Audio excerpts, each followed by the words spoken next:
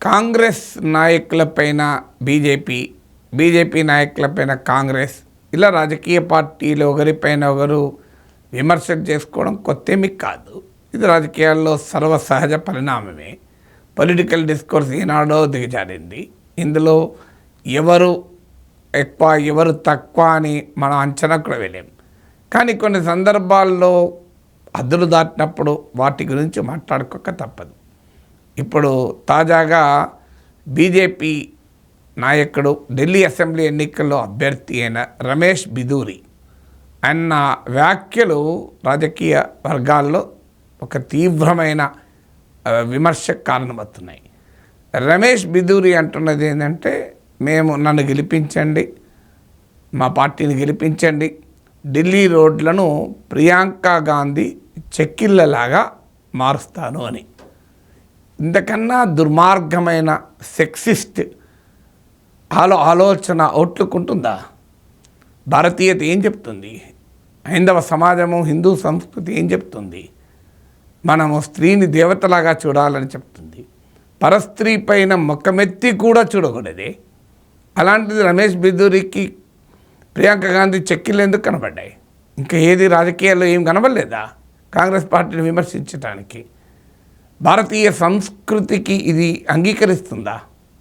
మనం ఎవరినైనా మన ఇంట్లోకి వచ్చిన వ్యక్తుల్ని నీ చెక్కిళ్ళు బాగున్నాయని అడగలమా? సో ఎందుకు ఈ రకమైన స్థాయికి దిగజారితే ఆ నాయకుని ఏమనాలి? మీరే చూడండి రమేష్ బిధూరి ఏమన్నాడు. कालकाजी भी सुधार कैंप के सामने वाली, बराबर वाली, अंदर वाली सारी की सारी सड़कें प्रियंका गांधी के गाल जैसे जरूर बना देंगे।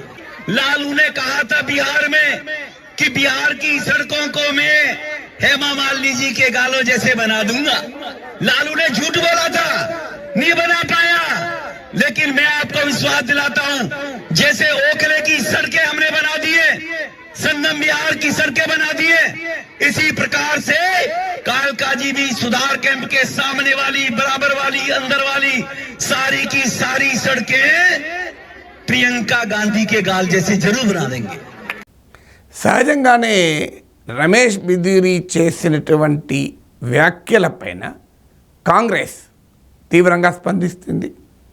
ఇది ఆ party mind set, BJP mind set అంటూ ఖండించింది. మొదలు కాంగ్రెస్ పార్టీ నాయకురాలు సుప్రియ ఏమన్నదో చూద్దాం.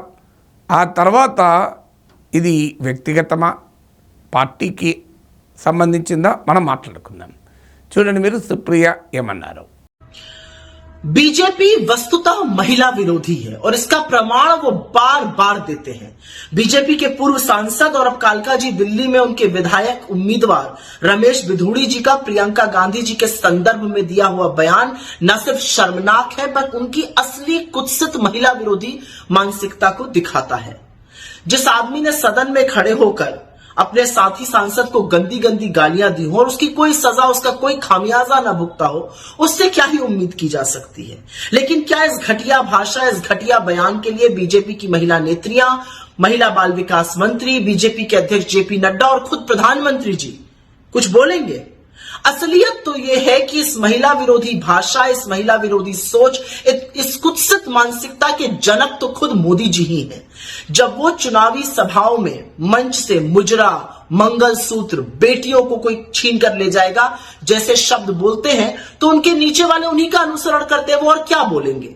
लेकिन ये घटिया सोच है, ये घटिया मानसिकता है और इसके लिए न सिर्फ रमेश बिधूड़ी को बल्कि बीजेपी के शीर्ष नेतृत्व को हाथ जोड़ के माफी मांगनी चाहिए। ये सिर्फ एक महिला प्रियंका जी के अपमान का मामला नहीं है, ये आधी आबादी के अपमान का मामला है। సో కాంగ్రెస్ ప్రతినిధి సహజంగానే బీజేపీ నేత అన్నారు కనుక దాన్ని మొత్తం పార్టీకి ఆటోమేటిక్గా ఆపాదిస్తాడు. నేనేం పార్టీకి ఆపాదించడం లేదు. ఆయన బీజేపీ ఆదేశంతో బీజేపీ పార్టీ అనుమతి తీసుకొని మాట్లాడని అనడం లేదు. కానీ ఒక రాజకీయ పార్టీ, అందులో భారతీయ సంస్కృతి, హిందూ ధర్మము, భారతీయ ధర్మము, హైందవ సంస్కృతి, వీటి గురించి మాట్లాడే పార్టీ ఇలాంటి వాళ్ళని ఎందుకు ఉపేక్షిస్తుంది? అది ప్రశ్న. పోనీ ఇదేమన్నా మొదటిసారా ఆయన విద్వేషపూరితమైన వ్యాఖ్యలు చేయడం, పార్లమెంట్లో దానిష్ అలీ అనే Bahujan Samaj party BSP MP పైన చాలా తీవ్రమైన అభ్యంతరకరమైన వ్యాఖ్యలు చేశారు. పార్టీ ఆయన మందలించి వదిలేసి ఇప్పుడు ఆయన ఢిల్లీ అసెంబ్లీ ఎన్నికల్లో క్యాండిడేట్గా పెట్టారు. అంటే రివార్డ్ ఇచ్చారు. ఎవరి మీద క్యాండిడేట్గా పెట్టారు? ఆప్ నాయకురాలు ఢిల్లీ ముఖ్యమంత్రి ఆయన అతీషి పైన అభ్యర్థిగా పెట్టారు. హై ప్రొఫైల్ పోటీలో క్యాండిడేట్గా పెట్టారు. అంటే ఏ మెసేజ్ పెడుతున్నారు?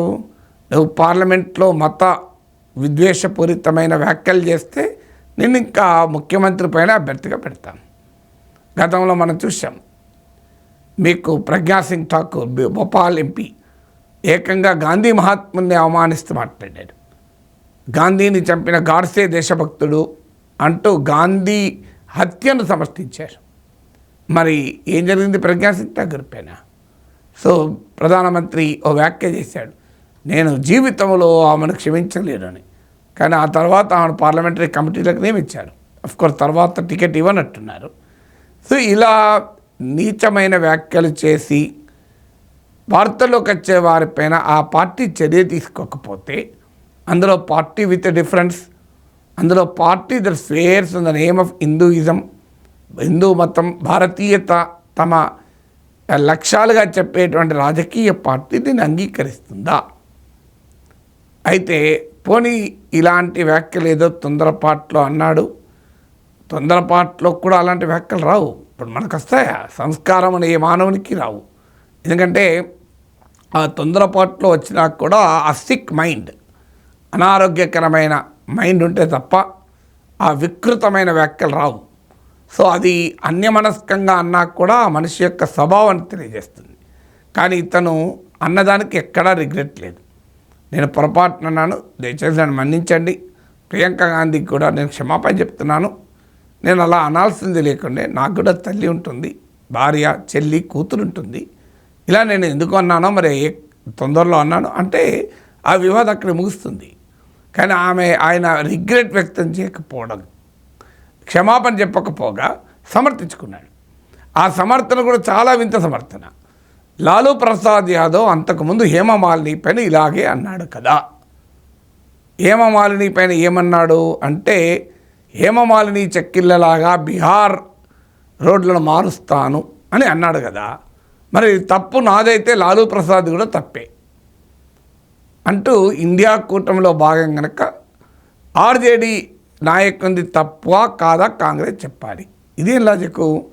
తప్పు లాలూ ప్రసాద్ అవుతుంది, రమేష్ బిదురుది అవుతుంది.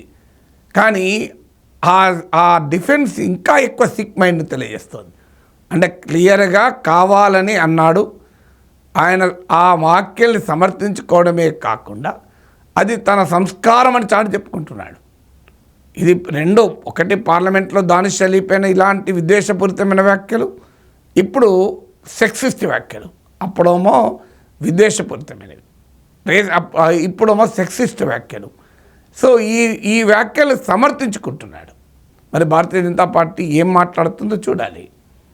ఇక్కడ హేమమాలిని, ప్రియాంక గాంధీ అంటే మహిళల పట్ల ఒక చిన్న చూపు, మహిళని ఒక అంగడి బొమ్మగా, ఆట వస్తువుగా చూపేటువంటి ఒక దుర్మార్గమైన సంస్కృతి, ప్యాట్రియార్కీ రాజకీయాల్లో ఎంత బలంగా ఉందో దీన్ని బట్టి అర్థమవుతుంది. ఇక 3వ వంతు మహిళలకు రిజర్వేషన్లు ఇస్తామని చెప్పుకునే పార్టీ దీన్ని ఎలా ఉపేక్షిస్తుంది? దీన్ని అంగీకరించగలమా? ఎందుకంటే ఎట్టి పరిస్థితుల్లో పొలిటికల్ డిస్కోర్స్లో బీజేపీ అన్నదా, కాంగ్రెస్ అన్నదా కాదు, హేమమాలిని అన్నారా, ప్రియాంక గాంధీ అన్నారా అని కాదు, రమేష్ బిధూరిని అన్నారా, లాలూ ప్రసాద్ అన్నాడా కాదు. అది ఏ పార్టీ కావచ్చు, ఏ నాయకుడు కావచ్చు. ఇంట్లో తల్లి, చెల్లి, కూతురు, భార్య, ఒక్కసారి గుర్తు తెచ్చుకోండి. పరస్త్రీలపైన ఈ రకమైన లైంగిక సెక్సిస్ట్ భావాలను వ్యక్తం చేసి వ్యాఖ్యలు చేసిన వ్యక్తిని ఇంటికి వస్తే మనకు ఖడ్గతిక్కన కథ చదివాను చిన్నప్పుడు. యుద్ధ భూమి నుంచి పారిపోయి వస్తే భార్య పసుపు పెట్టింది. నీవు ఆ రోజుల్లో మగవాళ్ళు యుద్ధం చేసేవారు కనుక నీవేం పౌరుషమయ్యా నీది అంటూ అవమానించింది. అది భారతీయత అంటే, అది భారతీయ సంస్కృతి అంటే. తల్లి స్త్రీని తల్లి దేవతలాగా భావిస్తాం. రామాయణంలో ఏమన్నారు శ్రీరామచంద్రుడు? వాలి ప్రశ్నిస్తారు రాముల వారిని, నేను ఏ తప్పు చేశాను నీకు, నేను ఏ నేరం చేశాను, నన్ను ఎందుకు శిక్షించావు నువ్వు అని చాటు మాటున దాగి నన్ను చంపావే, నేను నీకు ఏ అన్యాయము చేయలేదు కదా, నీకు ఏ అన్యాయము చేయకపోయినా నన్ను ఎలా చంపావు అని కొన ఊపిరిన వాలి అడిగితే శ్రీరామచంద్రుడు రాముల వారు అంటారు, నీవు సోదరుని భార్యను తల్లితో సమానం, చెల్లితో సమానం, ఆమెను చెరబట్టావు గనక అన్నాడు. అంటే పరస్త్రీని చెరబడితే ఏ శిక్షలు పడుతుందో రావణాసురుని జీవితం చూడండి, ఆ శ్రీరామచంద్రుల వారు చెప్పినటువంటి గొప్పతనం చూడండి. మరి రామ మందిరాన్ని నిర్మించుకున్నాం, రాముల వారిని కొలుస్తాం, రాముని పేరిట రాజకీయము చేస్తాం, కానీ రామాయణంలో ఉన్న ఆ గొప్ప విలువల్ని ఎందుకు ఇంటర్నలైజ్ చేసుకోము? ఆ గొప్ప విలువల్ని ఎందుకు మనలో ఆ విలువల్ని మనం ప్రతిష్ఠించుకోవాలి కదా. అది కదా నిజంగా విగ్రహ ప్రతిష్టాపన అంటే. మనస్సులో కానీ కాదు, మన విలువల్లో, మన సంస్కారంలో, మన సంస్కృతిలో, మన ప్రవర్తనలో ఆ మహానుభావులు చూపిన బాట, రాముల వారు చూపినటువంటి ఆ గొప్ప బాటను కదా మనం అలవర్చుకోవాలి. అది కదా నిజమైన రాజకీయం అంటే. అందువల్ల తక్షణం భారతీయ జనతా పార్టీ రమేష్ బిధూరిపై చర్యలు తీసుకోవాలి. అప్పుడు బీజేపీ సంబంధం లేదు అని మనం కూడా ఖచ్చితంగా చెప్పాలి. సో ఇక దీనికి కాంగ్రెస్ నాయకులు గతంలో అనలేదా, ఇండియా కూటమి నేతలు అనలేదా, ఎవరన్నా తప్పే. వాళ్ళపైన ఆయా పార్టీలు చర్యలు తీసుకోకపోతే అప్పుడు ఖచ్చితంగా అడుగుదాం. గతంలో అడిగాం, ఇక ముందు కూడా అడుగుదాం.